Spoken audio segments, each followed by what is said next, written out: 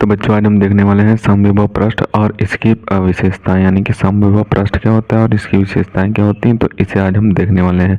Class 12th physics का जो स्थिर वैद्युत विभव तथा धारिता वाला चैप्टर है, उसका जो टॉपिक है मोस्ट इंपॉर्टेंट टॉपिक है। आपके एग्जाम में लगभग हर बार ये टॉपिक पूछ दिया जाता है, या फिर इसकी परिभाषा पूछी जाए या फिर इसकी विशेषताएं पूछी जाए। ज़्यादातर इसकी विशेषताएं पूछी जाती हैं और इसकी परिभाषा कभी कभी आपके एग्जाम में आ जाती है।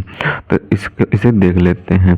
तो ये जो समविभव पृष्ठ है, इसके शब्द से भी आप बना लेंगे इसकी परिभाषा। इसमें क्या बोला है, समविभव पृष्ठ, यानी कि एक पृष्ठ है जिसके प्रत्येक बिंदु पर जो विभव है वो समान रहे, उसे बोलते हैं समविभव पृष्ठ। इसके शब्द से ही आप इसकी परिभाषा बना लेंगे और इसकी विशेषताएं आपको एक दो बार पढ़नी पड़ेंगी, आपको विशेषताएं भी तैयार हो जाएंगी।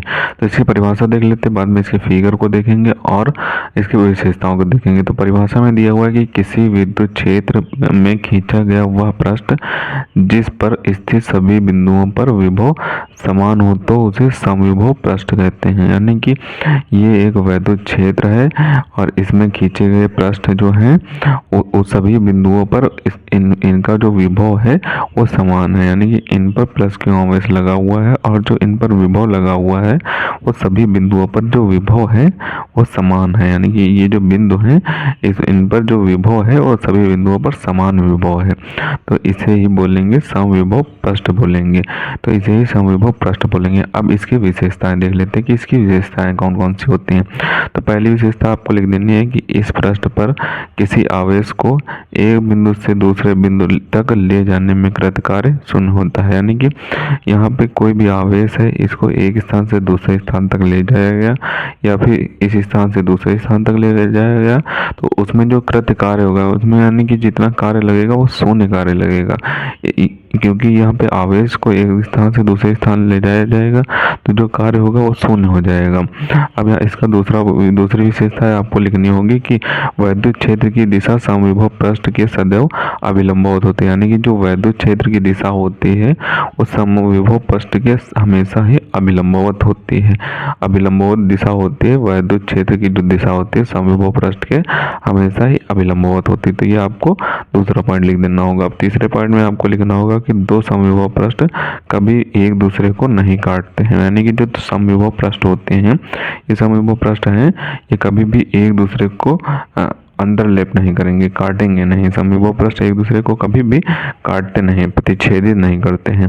क्यों नहीं करते हैं? क्योंकि वो यदि वे ऐसा करेंगे तो क्या हो जाएगा, प्रतिच्छेदन जो बिंदु होगा वो अभिलंब प्राप्त हो जाएगा। यानी कि उस पर दो अभिलंब प्राप्त हो जाएंगे जो अलग वैद्युत क्षेत्र की दिशाओं को प्रदर्शित करेंगे। यानी कि वो जो अभिलंब प्राप्त हो जाएंगे वो अलग वैद्युत क्षेत्र की दिशाओं को प्रदर्शित करेंगे, जो कि असंभव है।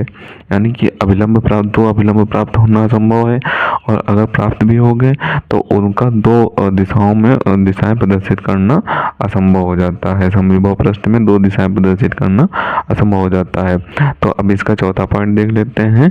तो चौथे पॉइंट में दिया हुआ है कि समविभव पृष्ठ काल्पनिक भी हो सकते हैं तथा वास्तविक भी हो सकते हैं। यानी कि जो समविभव पृष्ठ होते हैं वो काल्पनिक पृष्ठ भी हो सकते हैं और वास्तविक पृष्ठ भी हो सकते हैं।